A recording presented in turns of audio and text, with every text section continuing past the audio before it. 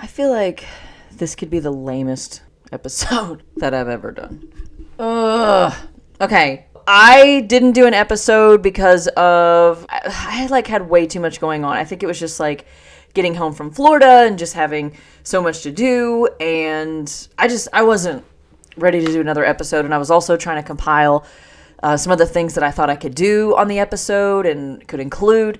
Then we tried to get a fucking pool. I've wanted a pool ever since I was a little kid. I was a lifeguard for years, and even before that, I loved swimming. I loved being around the water. We had a pool one time when we lived in Weatherford, in western Oklahoma, and it was an above ground. It like came with the house, but we didn't have any kids, and we were hardly there.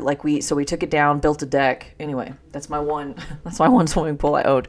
So we got an above ground pool, a 30-foot above ground pool, gonna bury it 2 feet down, do like a bar on one side and then a deck on the other, have like a sunning deck. Like anybody that knows, you invest in the money in a pool, you have like this whole plan, right? Like it's not just like, hey, a pool over there looks good. Like we had to move some lines to do some digging.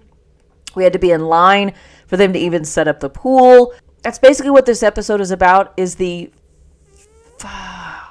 fiasco that I've gone through last week. Like every day I would be like, okay, today I'm going to record, but no, I need to fill the pool. And let me just fill you in on all this. They come Tuesday last week.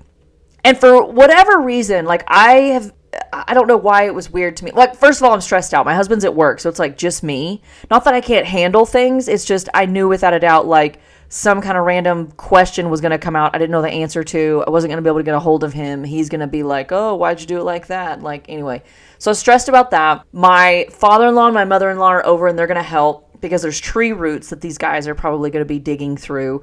And they charge extra if they've got to get an excavator and get the tree roots. And like, oh my God, it's like a whole damn thing. But whatever. We get everything set up. By the way, we had about like 9 tons of sand. Literal 9 tons of sand for them to be able to do this whole pool install. And sorry if I seem a little flustered. I want to make for damn sure. This is going to be my therapy for today. It's just getting this all out because I cannot believe how frustrating this all is. They come and they dig the hole, which I'm not going to make light of that because until you have seen someone take a skid steer into your backyard that's like a good backyard, good grass, like it's a nice backyard, completely destroy it. Like, I don't know what I thought I was expecting. This was not it. That first dig down in to go 2 foot deep, like I felt my heart breaking. Like I was like, I mean, like it took my breath away. And I'm like, what does this, am I a hippie? Do I love the earth more than I thought? Anyway, they start digging, completely destroying my backyard, which they needed to be able to get this skid steer back there to dig because so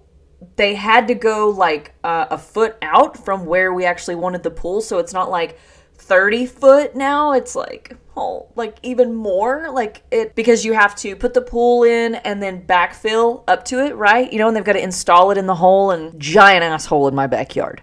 We're talking dirt is everywhere. Dirt is in our side yard. Shit ton of dirt. There's going to be a lot of dirt. It's all the realization of this happening before me that I'm like, oh my God, this is crazy. There is dead grass everywhere because of like the turning of the skid steer. I mean, kudos to the guy driving the skid steer. He knew what the hell he was doing.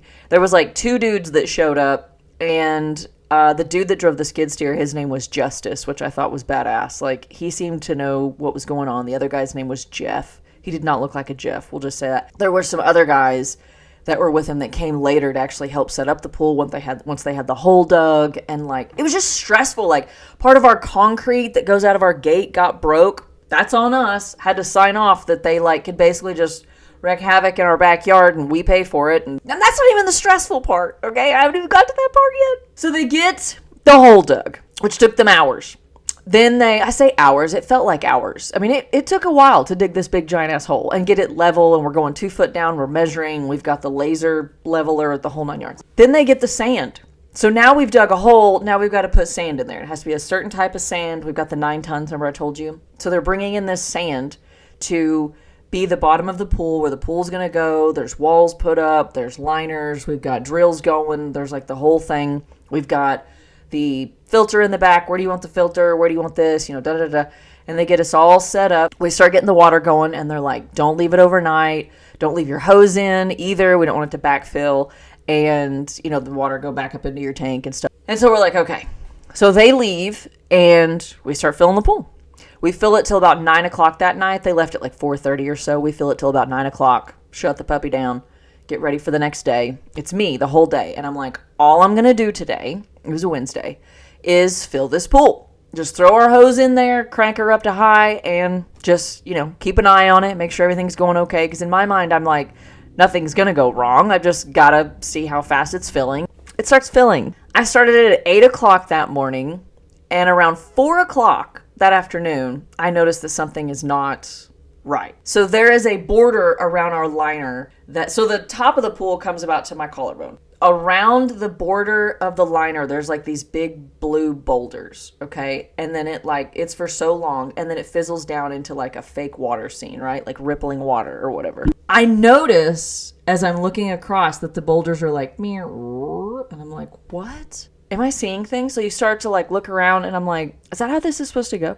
So I go around the outside of the pool because there's some overlap of the liner up against the metal wall, and it's all about this much. I'm giving you the smaller version of this. So it's all about this much, and I get to that one part, and it's like, and then it goes back out, and I'm like, this is not supposed to happen. I stop the water, pull the hose out, call the pool people, and I'm like, hey, something's going on, and they're like, oh, yeah. It's going to get wonky before it gets good. You're fine. And I'm like, so one side of the pool's liner being longer on the inside is okay than the other side? And they're like, wait, what? I'm like, yeah. They're like, is there any way you can send us pictures or like a video of what's happening? I'm like, yes. I think this would clear up a lot of confusion. That'd be great. So I take a video of what I'm seeing inside, outside of the pool, take pictures, whole 9 yards, send it to them. And they're like, yeah. No, that's not supposed to be happening. I'm like, that's okay. I'm not an idiot. They're like, did you not level the pool when you installed it? No, that's what the pool installers do. Oh, we installed it? Yes, motherfuckers, you installed. Okay, we're going to have somebody out there. Don't put any more water in it. We're going to come fix it. We're also going to reimburse you the water that you've wasted. And I say that because they now have to take all the water I did from 8 a.m. until 4:30 out of the pool to fix this problem. Do you have a sump pump? Do you I'm like, no, this is on you. You're now going to do this, and you're going to reimburse me the water that I have wasted to try to do that. Yeah, we're going to take care of it. Okay. Jeff comes out. Remember Jeff from one of the guys that installed it? He's like, dude, I think I can do this without taking any water out. And I'm like, I don't see how that's possible. But I'm not arguing because he's a man. Anyway, we go on. So he is like moving the liner around, making my heart nervous because I'm like, if this bro busts this liner, I'm going to beat his ass because, yeah, we're going to get a new liner, but I'm also going to get my money's worth out of beating your ass for breaking the liner. Okay? He's messing around with it. He's like, no, I'm going to have to drain it. Like, I thought I could do it without getting the water out, but turns out I am going to have to drain it. I'm like, okay, yeah, we knew that. Gets the water out. Like, he's just chilling, which is a whole nother conversation because I could hear him talking on the phone.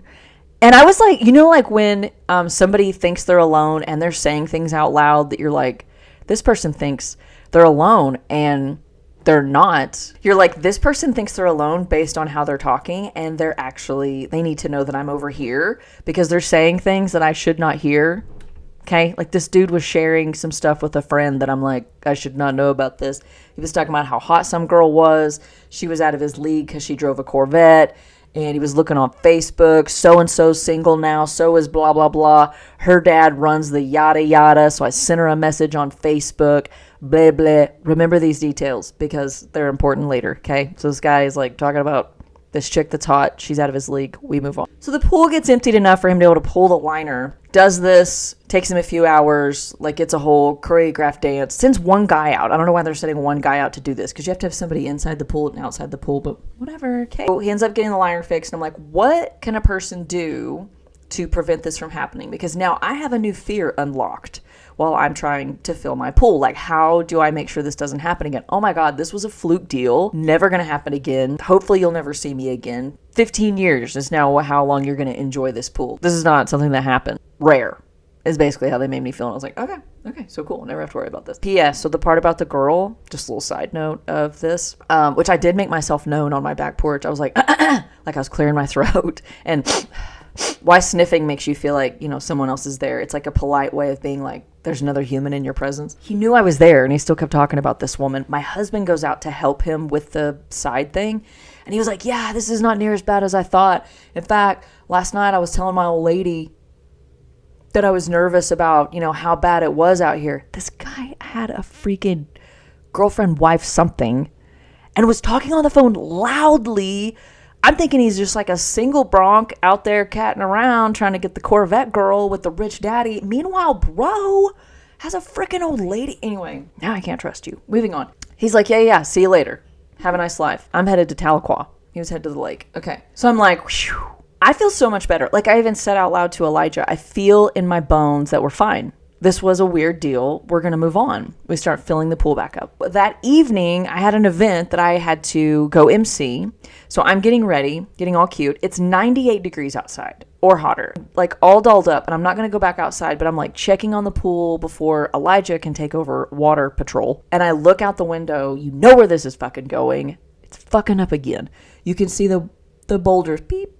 Here they go on that. It's the same side.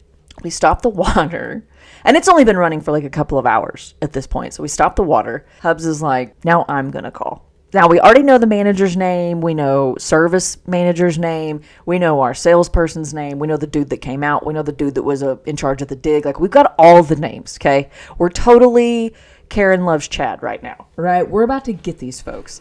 So the Hubs calls, pulls a Chad, is like, I want to talk to the manager, I want to talk to the owner, I want to talk to whoever the fuck is in charge, okay? Because we now have another problem. Good old Nathan gets back on the line, and he's like, hi, and he's like, yeah, Nathan, you know my problem? It's happening again. He was like, okay, so the quickest we can, well, first off, he has to call this guy Mike, who we've never talked to, but apparently he's the head of service. Like Mike is this elusive deer that nobody can ever talk to, because we're always waiting for a call back from Mike. Anyway, I gotta get a hold of Mike, see what we can do. Looks like we're not gonna be there tomorrow. Looks like probably Monday. And my husband chimes in. He's like, listen, because these people are out of Oklahoma City. He's like, it is not my fault you sold us a pool all the way out here in Western Oklahoma. I refuse to be put on the back burner. This is the second time this damn pool has done this. We need you to come out here and fix it. He's like, absolutely. He's like, new builds go ahead of anything else to be able to make sure that everything's right. I am so, like, dream crushed, okay? They're supposed to be here tomorrow to come fix this damn fucking pool. And you know what they're going to do? They're going to do the same damn thing they did last time. Do you know the definition of insanity? Doing the same thing and expecting different results. I not only have this new fear that's not been, I don't have any closure from it because it fucking happened again. I'm going to have some guy come out here, the same dude, I guarantee you, refix that wall, and then I'm going to start filling my pool again as the most anxious person that's ever existed, watching that side of the pool to make sure that the side doesn't come down again. Meanwhile, we have a 4th of July party coming up. Do you realize that we're at the end of June? And it's going to take, I think it takes like 42 hours, which mind you, we can't fill at night, 42 hours to fill a 20,000 gallon pool. Just realizing all my ranting, this is definitely first world problems, for sure. First world problems, I get that, I hear that. I'm complaining about a pool. But when you spend the money that we have spent on having this pool, when you spend the emotional everything, I've wanted a pool for frickin' forever. So now I get to look at a giant pool that's not filled, that with this giant hole. Mind you, my backyard is still tore completely up. There is still like heaps of dirt and dead grass and like everything everywhere. Our sweet neighbor next to us, they don't live there, but like that's his land. Shit ton of dirt over there. Like while we're trying to wait, and you can't do anything until the pool is full because the walls look. So we're waiting for this fucking pool to be full. Then we can put down the lime or whatever. Then we can do the backfill. Then we can build the deck. Then we can be pool people. Then we can like, wah! And I told my husband, I was like, man, I always thought pool people were like the most chill people. Before any of this went down, I was like, we're going to be pool people. You know what pool people are? They're so like, hey, we own a pool. We're freaking cool. Let it go. Psh, don't worry about it. Why are you stressed out? We own a pool. Like they're always like so laid back. You know why? Because they're beat into submission by getting the fucking pool in their backyard. That's why they're so chill. They've literally reached the gates of hell with all the money, the expense, and time and stress of putting the pool in, that by the time they get the pool, they're like, literally, we've seen the worst of it. seen our yard tore up. We've seen the catastrophe of just like it being in the ground and trying to take care of it, and then trying to fill the pool and trying to get the dirt around it and so once this thing is complete, I will be one of those cool people. I will eventually be one of those cool people. Anyway, this, like I said, unless you just wanted to hear me rant, this is probably one of the most boring episodes that has ever existed, but I had to get this out. I had to tell this story in full length to anyone that would fucking listen, because I am so frustrated. Because honestly, what is Monday? Because I think why I'm so mad is because now I have to be that homeowner. I have to be that lady. I gotta be that. I gotta be that one that's like watching them like a hawk. That's like already pissed when you roll up in my yard. And they already know they should be expecting that. Like, I'm already mad. You've already taken up way too much. Now, two times we've tried to fill the pool that you're going to cover my water of me trying to fill this damn thing. And I know what you're thinking. Oh, I think it's because your pool's not level. You should have saw this fancy NASA laser level that they used out there to be able to make sure that everything was legit. And the pool is level. Like, when the water's in there, for whatever reason this side is trying to fall, I do not know. This is not my job. I'm not getting paid to figure out what's wrong with the pool. I'm not. But I'm ready for it to be over. I felt like I could not move on and tell you any cool stories about my life or any cool episodes. I feel like I could not get past anything until I told you this story and we could live through this together. Hopefully I have a pool next time I talk to you. I know, first world problems. I'm being so bratty about a pool, but honestly, the stress of it all is so, you know this. Like, it's life. I think this was on purpose. One of my episodes was about, like, do things that make you happy, 1 or 2 things every day, la la la. And then life was like, bitch, here's some life. Try to find some good in this. And I'm still getting a pool. The pool's here. Just not I guess that's worse. I feel like that's worse. Like, when we were on the list of getting a pool, it felt like an eternity to where we wouldn't even have the pool. And now we have the pool and it's not full. And so here's to the pool party that we may or may not be having 4th of July. You fight so hard to not be Karen, but then a situation comes out to where you have to be a Karen. There's a reason Karens exist. I know it got exaggerated and like Karens are the worst, but like at some point in time, you've got to be that bitch to make sure that shit is getting done. Because being the nice person, being the understanding person, being the forgiving person that's like, oh my God, yes, thank you guys so much for coming out and fixing your fucking mistake for the second time. You got to tell me, I'm starting to not trust you now. Okay. First is forgiveness. The second, this is forget himness. Okay. Forgiveness. Fine. Let's move on. You do it again. Forget himness. Let's show the fuck up and give me a pool.